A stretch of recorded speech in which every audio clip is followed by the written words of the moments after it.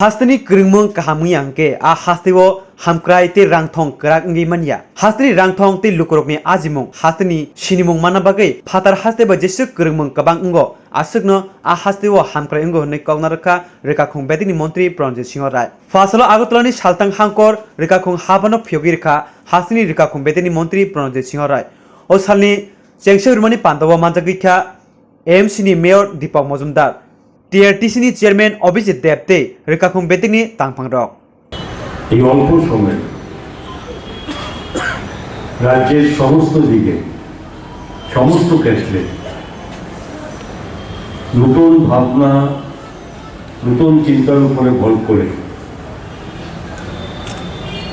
সমস্ত মানুষকে সরকারি সুযোগ সুবিধা যাতে সঠিকভাবে তাদের কাছে পৌঁছায় এবং মানুষ স্বাভাবিকভাবে তার প্রয়োজনটুকু তাকে পেতে পারে আমাদের সরকার এবং ভারতবর্ষের যশস্বী প্রধানমন্ত্রী নরেন্দ্র মোদীজি এই নেতৃত্ব এবং পরিচালনা আমাদের রাজ্যে মাননীয় মুখ্যমন্ত্রীর নেতৃত্বে আমরা সেই কাজটুকু করার চেষ্টা করেছি। আগেও ছিল ট্রান্সপোর্ট অফিস, কিন্তু দিন দিন এই রাজ্যের যত ছোট হোক না কেন,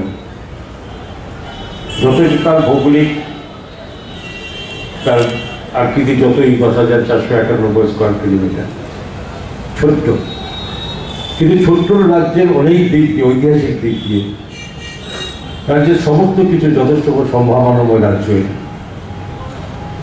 আমরা যখন সরকারে বসি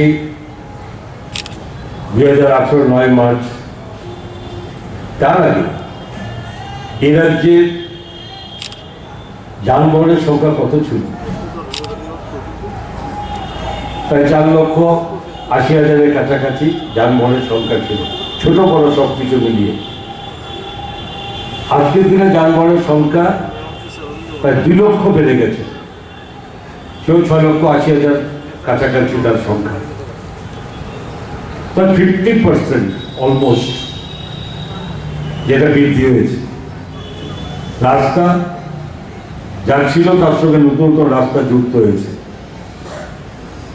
কিন্তু তো বিশাল সংখ্যক এই যানবাহন যখন দিনকে দিন মানুষ তার প্রয়োজন ব্যবসার কারণে হোক ব্যক্তিগত ব্যবহার কারণে হোক যখন বৃদ্ধি পাচ্ছে, তখন স্বাভাবিকভাবেই সেটা অনেক বেশিভাবে তার কাজকর্ম পরিধি, এই দপ্তরের কাজকর্মের পরিধি ততটা বৃদ্ধি হচ্ছে। সরকার যখন তার সমস্ত দপ্তরগুলোকে আজকে কি আগের মতো বললে হবে?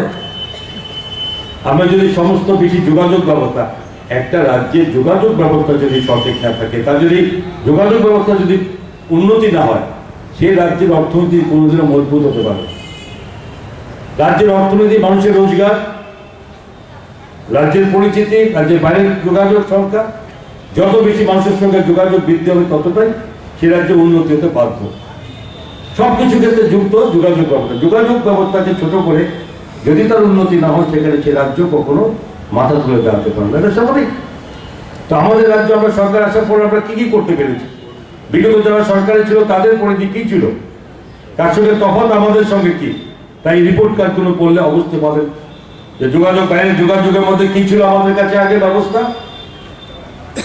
ছিল শুধুমাত্র একটি আমাদের রাস্তা ছিল, আসামের সঙ্গে যুক্ত হয়েছিল একটি হাইওয়ে, আর বিমান যোগাযোগ লিমিটেড কয়েকটা স্টেটের সঙ্গে সেখানে যুক্ত ছিল।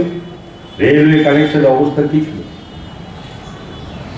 জনপথের কোনো ব্যবস্থা কোথায় ছিল? আজকে কোথায় আছি আমরা? আমরা আছি আজকে রেলওয়ে যোগাযোগকে 16টা ট্রেন চলে এ রাজ্যের সঙ্গে, 5টা ট্রেন চলে লোকাল, 11টা ট্রেন চলে রাজ্যের সঙ্গে, বহি রাজ্যের সঙ্গে যুক্ত হয়েছে। এবং আগামী দিনে আরো আগরতলা থেকে মুম্বাই, মুম্বাই থেকে আগরতলা থেকে জম্মু কাশ্মীর, আগরতলা থেকে পুরী, এই সমস্ত কানেক্টিভিটি যুক্ত করার জন্য সরকারের তরফ থেকে ভারত সরকারের মন্ত্রীর কাছে আমাদের আবেদন জানানো হয়েছে, মাননীয় মুখ্যমন্ত্রী করেছেন, আমাদের তরফ থেকে আমরা করেছি। এবং সেগুলো অতি সত্ত্বর যোগাযোগ ব্যবস্থা হবে। কিন্তু এত ট্রেন চলে একটা সিঙ্গেল লাইনের মধ্যে স্বাভাবিক ট্রেনের যাতায়াতের সবসময় রেগুলার চলতে পারবে না। আরো বেশি যোগাযোগ ব্যবস্থা দেওয়ার ইচ্ছা থাকলে করা কঠিন হবে। কিন্তু তার জন্য আমরা আবেদন করেছি ভারত সরকারের কাছে, মাননীয় প্রধানমন্ত্রীর কাছে, যে যাতে এই সিঙ্গেল লাইনকে ডাবল লেনে পরিণত করলাম। এবং এটা সুখবর দিতে চাই আজকে আপনাদের সামনে এই সভাতে, যে এই ব্যাপারে ভারত সরকারের তরফ থেকে অতি দ্রুত গতিতে সেগুলো সার্ভে কমপ্লিট হয়ে গেছে। ডাবল লেন করার জন্য সার্ভে কমপ্লিট হয়েছে এবং ভারত সরকার জমা পড়েছে। আমরা আশা করি যে এই ব্যাপারে খুব বেশি বিলম্ব হবে না এবং সেটাও খুব সম্ভবত ভারত সরকার অনুমোদন পাওয়া খুব বেশি দূর হবে না। কারণ ভারতের যশস্বী প্রধানমন্ত্রী নর্থ ইস্টকে এই উত্তর পূর্বাঞ্চলকে আলাদাভাবে, এখানে কি হতো আগে বলেছেন আমাদের সেক্রেটারি সাহেব, চাকমা সাহেব বলেছেন ডিটেলস আপনাকে, আমি সেটা বলছি। কিন্তু আমি এটুকু যুক্ত করতে চাই যে কাজগুলো অতি দ্রুত গতিতে করতে গেলে তার পরিকাঠামো, অফিসের পরিকাঠামোকেও পরিবর্তন করা দরকার।